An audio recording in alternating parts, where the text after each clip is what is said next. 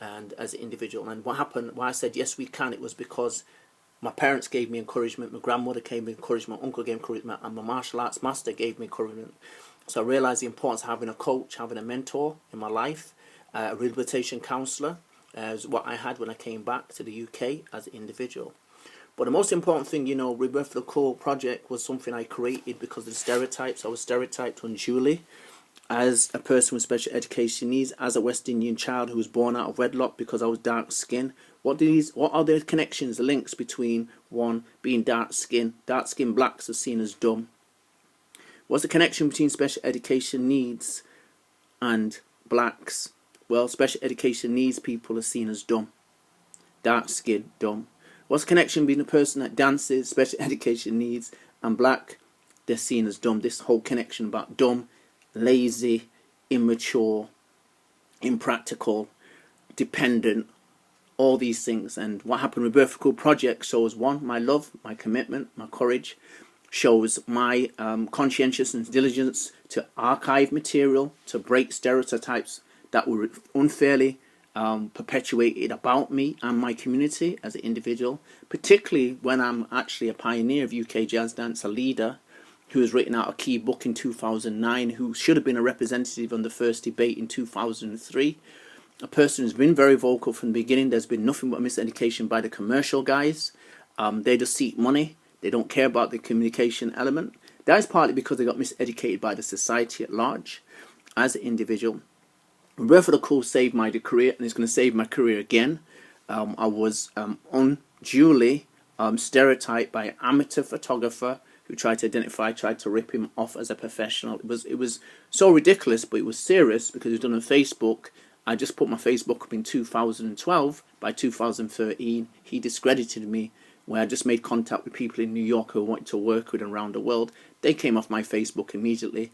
I wanted to answer back, but what happened, I didn't know Facebook like he knew. He went to Facebook and said, I was trying to basically make him look bad in the eyes of the world. And it was so incorrect what he said, but it was believed. And once that rumor's out there, that has a very, very powerful impact, and a powerful impact on me not getting no work.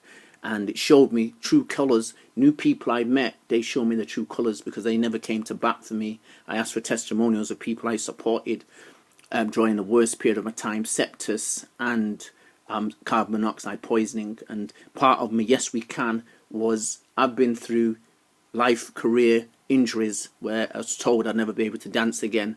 And through working with a physio and other people, counsellors, yes we can attitude, I got back to the stage. And this is partly what you see here was I came back with a one-man show story, was partly talking about my journey to the university. It's a very important story because I never thought I'd ever be in university. That's the first thing. Well, actually a bit of a lie. I wanted to think I was going to be at university, but what happened was I was aware I had special education needs challenges that made it very difficult for me.